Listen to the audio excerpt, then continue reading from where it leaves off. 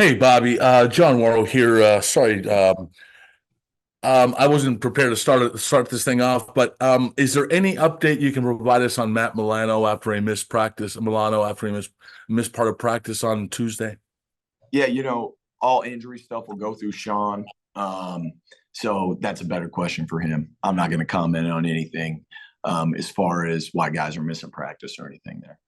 No, that's fair. I totally appreciate that. What do Yeah. you hope to see out of the defense this weekend, especially after there's some questions about after some inconsistencies on Saturday.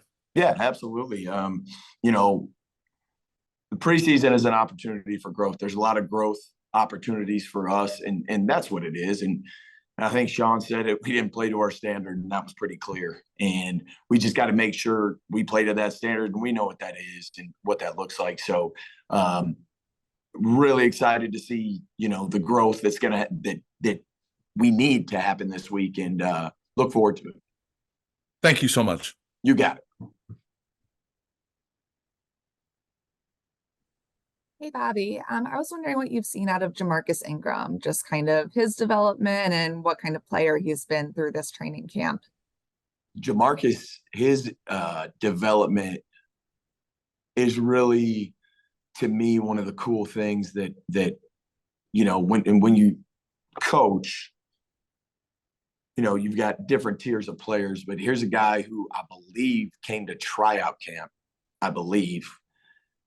came in at like 170 pounds, as tall as he is, and put in so much work and grinded and worked while he waited and those type of things. And it's just really cool to see a guy like Jamarcus,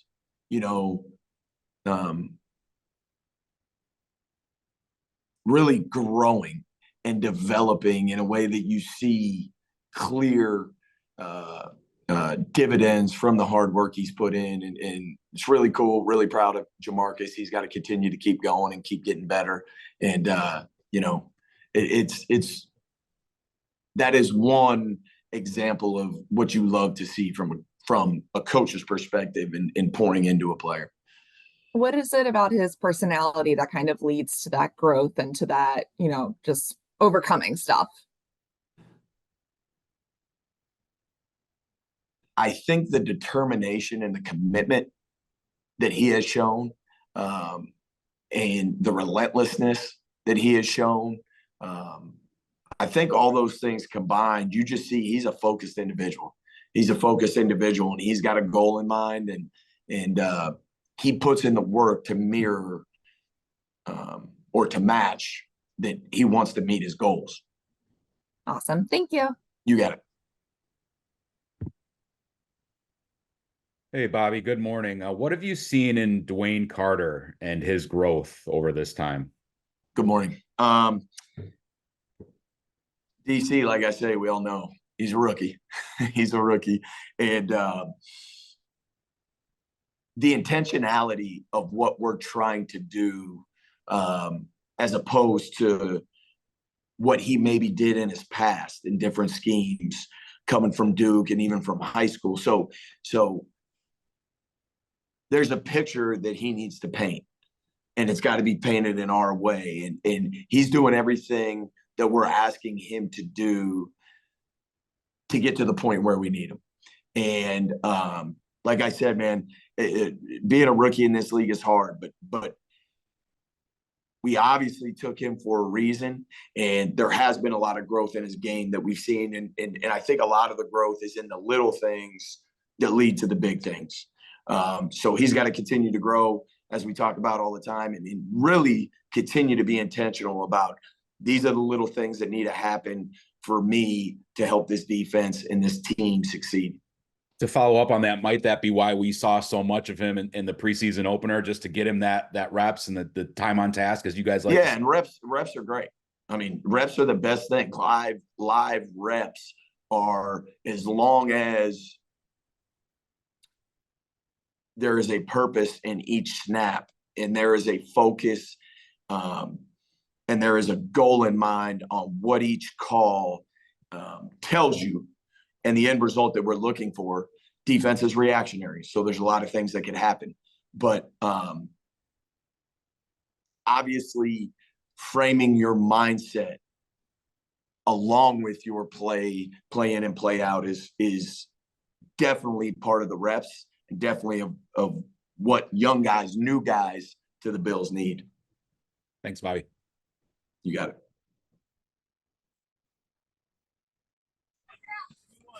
Good morning, Bobby. Thanks for taking a few Morning. minutes today. You know, your linebacker situation, we talk so much about Terrell and Matt, and, you know, how excited you guys are to see them together.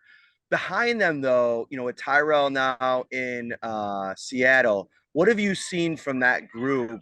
And anybody specifically that stands out that has had a really nice summer, or somebody that you're excited about in one of those depth roles? Yeah, what I see behind, you talked about TB and Matt, what I see behind them is new faces that are good football players and are here for a reason. A lot of talent and a lot of different skill sets behind those guys. We talk about, you know, we focus on being able to get a certain type of skill set. But within those skill sets, there's different things that guys bring to the table, whether that's the communication piece, whether that's, hey, this guy's hands are a little bit better than this guy's hands. This guy's space play is a little bit better than this guy's space play. So, you know, that's the way I see it is yes, we're meeting a skill set, but there's a lot of different pieces and different things that guys can do in there, and they're doing a good job. A lot of new faces, as you guys know, and there is a acclimatization to the way we do things, to the way we communicate, to the way we see things, to the way we key things. So excited about those guys. And again, excited to watch continued growth happen with those guys, especially through the rest, starting to today, but through the rest of this week. Thanks, Bobby. You got it. Hey, Bobby, it's Jay with the Buffalo News.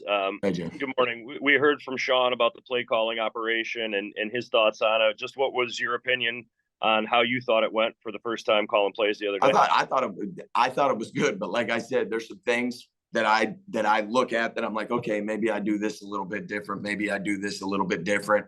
Bounce some things off of Sean, obviously, like I talk about all the time. But you know, I thought the operation piece went smooth as far as what we wanted to get accomplished. Obviously, there's things that have to improve all the time, and you know, you learn every time you do something new. You learn something new, you learn something new, you learn something new. So thought it went well. There's a couple things we wanted to accomplish as far as going into this game and getting certain things communicated, executed. And, you know, I thought things went pretty smooth with some things that I can learn from and grow from. So, you know, it's 19-6 there in the fourth quarter, and, you know, it's still a game. How does it get away from you to get to 33-6 in your mind? Fundamentals. That's one of the biggest things to us is we need to make sure our fundamentals are in place first before any call can work. We stress fundamentals here. I love the way we stress fundamentals and all those type of things. When things get chaotic, you have to fall back on your fundamentals. When your fundamentals get away from you, it's hard to play the game of football. You know, I think Vince Lombardi said it a long time ago. It comes down to blocking and tackling.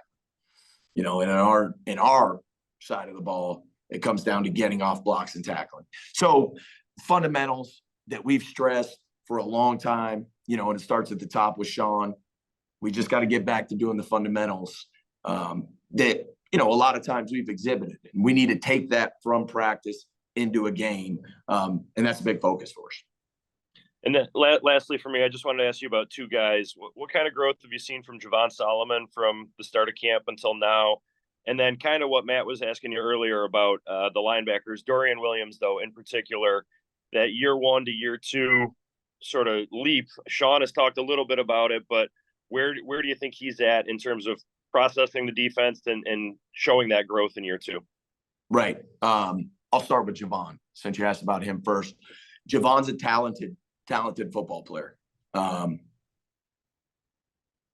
Again, when we go back to talking about the fundamentals carrying over from practice to the game, that's something that he needs to continue to focus on, but he's doing a good job showing us growth. There's a couple, as I say, with every player, there's a couple areas that we pinpoint that we feel like they need to focus on. And he is focused on those areas. And if we continue to see the growth, then Javon, whatever his goals are, he should be able to meet those goals. Secondly, with Dorian in the second year, showed a lot of growth. And we need to continue to see that. The more he sees things in the way we do it, the better off it's going to be. You know what I mean? So there is a constant gradual rise, and there's always going to be a dip. That's what happens. That's why coaches have jobs. So, and then you got to reframe. I tell it, like I think I've said it before, you're either growing or you're dying. You're never staying the same. So there's going to be moments for every player on our defense where we're going to die a little bit. We just got to pick it up on that next rep, that next day, that next practice, whatever it may be, that next meeting. And he's doing a good job of trending upwards. Cool. Thanks for your time, Bobby. You got it. Good morning, Bobby. My Morning. question would be, I guess, keeping with the theme a little bit of guys getting in, new guys coming onto the scene. Gable Steveson was one of the guys that, for the first time, played in a football game. What have you seen from him, and especially heading into this week of camp? Yeah, he's a big, strong, powerful. Yeah, he is a strong and powerful guy. You might look at him; he's not the tallest guy, right? But he comes in a compact, powerful. Obviously, understands leverage and those type of things. I was just talking to him the other day, and I said, you know, this was before the game. I might have said this before, but I looked at him and I'm like, I asked one of the other players, I said, how old were you when you played your first football game? They were like 8. I said, how old are you, Gable? He's like 24. His first game is at 24 years old in the National Football League, you know. So, you know, he had a blast. I know that. We're looking for him to improve on certain things as we get into this next week.